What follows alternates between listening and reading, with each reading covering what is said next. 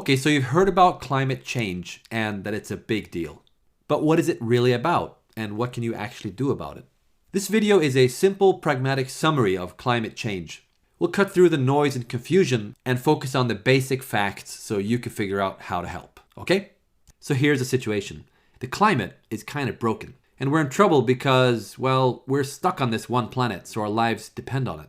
The good news is that scientists have figured out the cause of the problem. Us.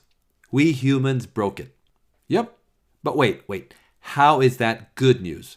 Well, because it proves that we humans are powerful enough to actually impact the Earth's climate, which means we can fix it. Well, partly at least. But before we get to solutions, let's examine the problem a bit. Here's our planet. For thousands of years, our average surface temperature has been mostly stable. But now, just the past few decades, it has shot up. Logical timescale, that's crazy fast. We've never been at this level in the history of mankind, and it keeps climbing. We call this global warming because, well, that's exactly what it is. But wait, a few degrees warmer? Who cares? It's a global average. You might not even notice the difference locally. Well, actually, it has nasty consequences. When oceans get hotter, they expand, so sea levels rise. The heat also melts ice and glaciers sitting on land in places like Greenland and Antarctica, which raises sea levels even further. This rapid change destabilizes the climate. We get flooding, extreme rainfall, extreme storms, a lot of destruction. Other places get extreme drought, which kills crops and causes starvation. We get heat waves, wildfires, water shortage. Basically, bad stuff happening all over the place. Sure, we've always had storms and droughts and stuff from time to time, but global warming makes them more frequent and more extreme. All this climate-related destruction forces more and more millions of people to flee their homes permanently. And where do they go? Even the places that are lucky enough not to be hit by extreme weather, they need to deal with the growing stream of climate refugees showing up at their doorstep. More people fleeing, fewer places to go, that's a recipe for instability and war, which in turn generates even more refugees, compounding the problem.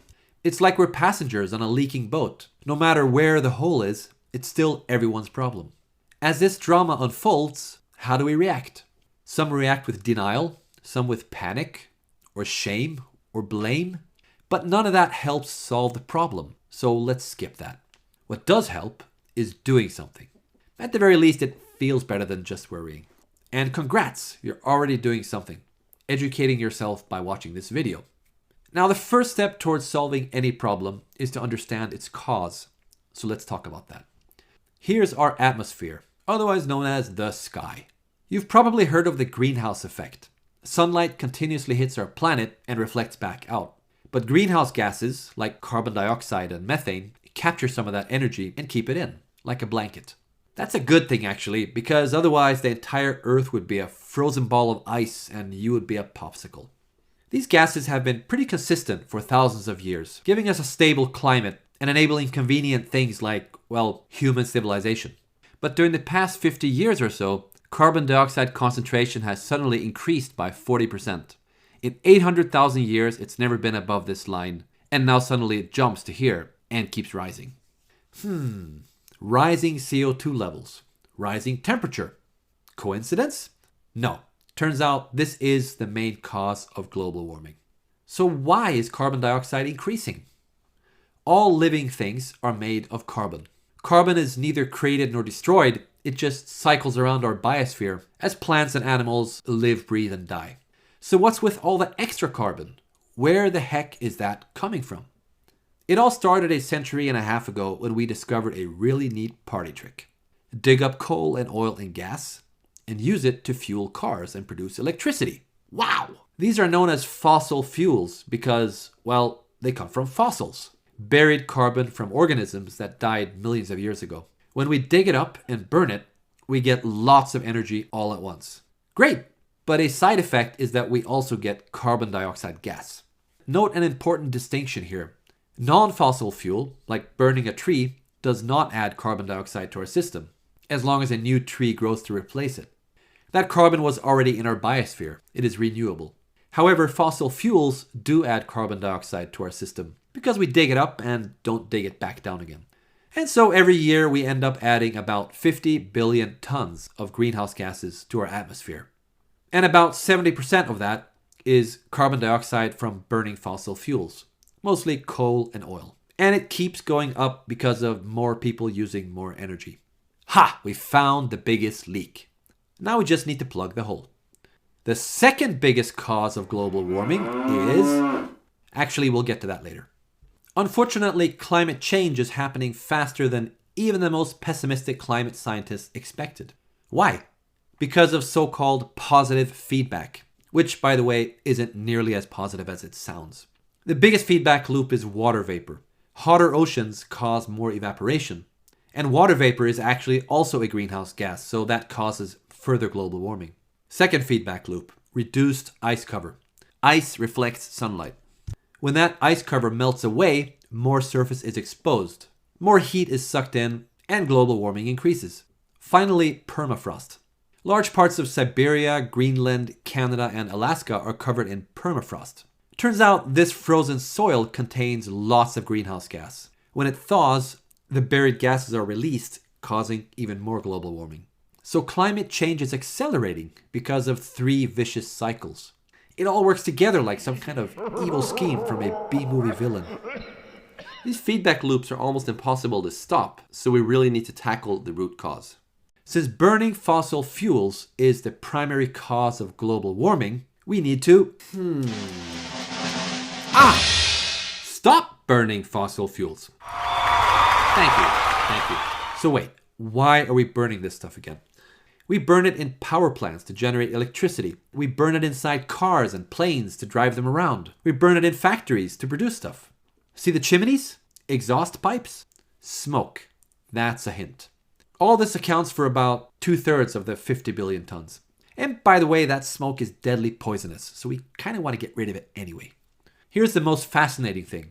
The fossil fuels industry is subsidized. Governments around the world spend about $500 billion per year, 1% of the global GDP, financially supporting the very thing that's killing us. Clearly, change is needed. So what, are we going to erase 200 years of progress? Back to candles and horses? No, of course not, because we've grown really fond of electricity and transport. So that's not going away. We just need to solve it without burning fossil fuels. And the good news is that we don't even need to burn it anymore. Instead of coal and oil, we can use solar panels and wind turbines to generate the same electricity without screwing up the climate. This used to be expensive and ineffective, but the technology has finally caught up. Now solar and wind is often more cost-effective than coal and oil, even without taking climate impact into account. That's known as grid parity, a crucial economic tipping point where people who don't even know or care about climate change will want to switch because it's cheaper. Of course, we need energy even when the sun isn't shining and the wind isn't blowing, so the next big challenge is energy storage. But battery technology and other storage solutions are catching up fast.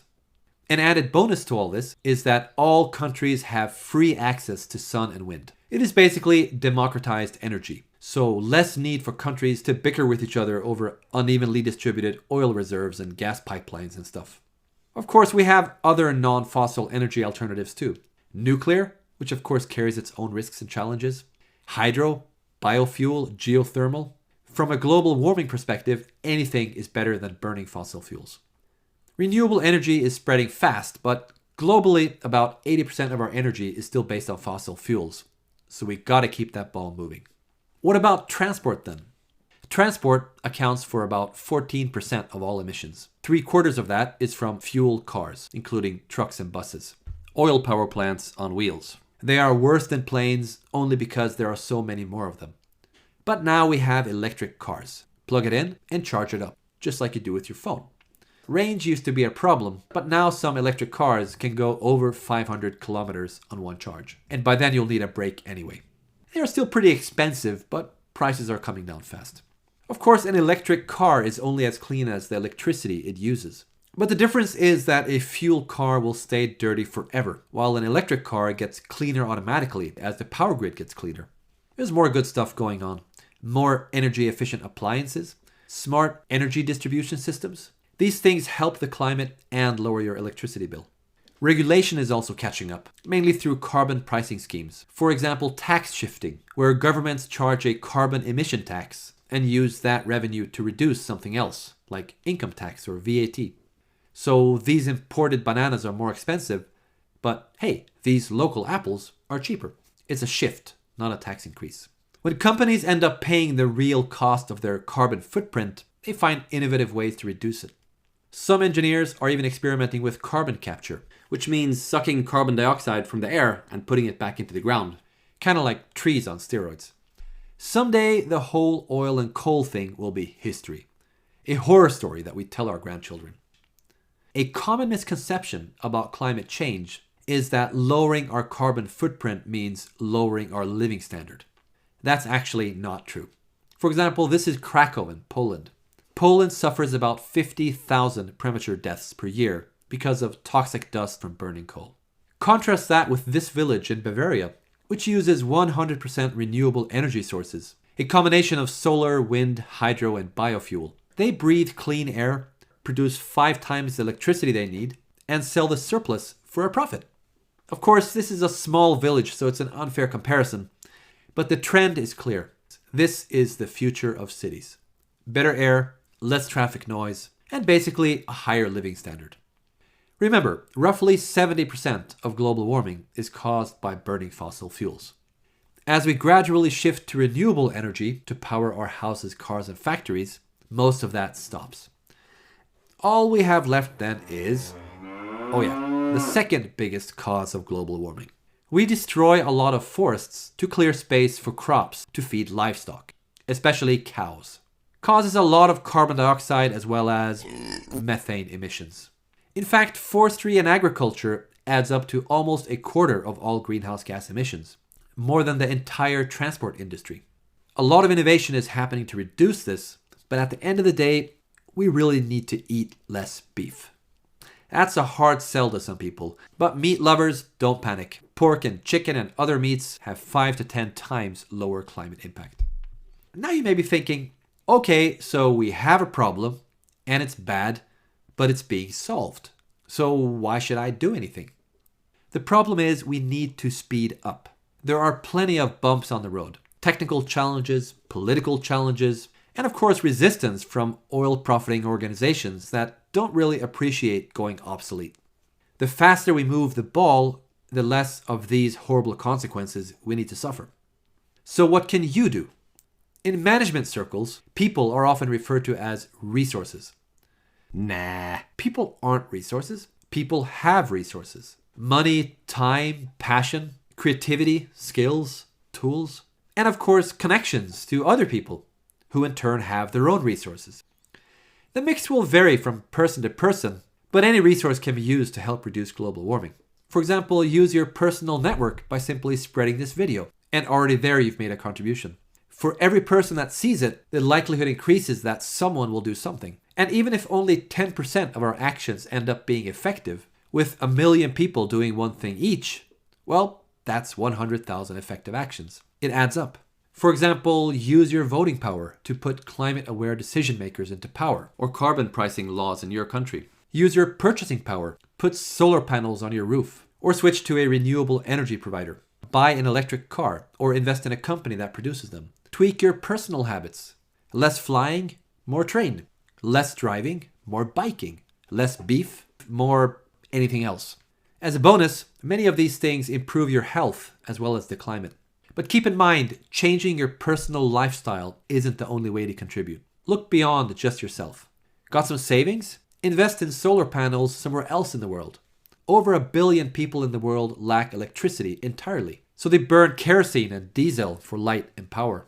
There are now crowdfunding platforms that provide these villages with rental solar panels instead, which is a triple win. Inhabitants get electricity and a better living standard, global warming is reduced, and you can earn a return on your investment.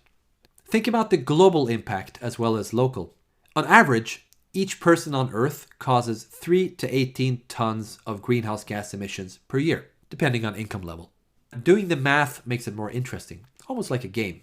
For example, for me, switching to an electric car reduced my family's footprint by 3 tons per year. But a single $500 investment in solar panels in Kenya enabled a 14-ton yearly reduction because of all the kerosene they no longer need to burn.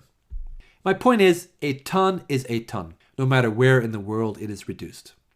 Overall, renewable energy is a fast-growing area, so there are plenty of opportunities to make a buck while also making a difference. And if you don't have extra money yourself, well, you can help your rich cousin do something useful with their money. Do a lot of business trips?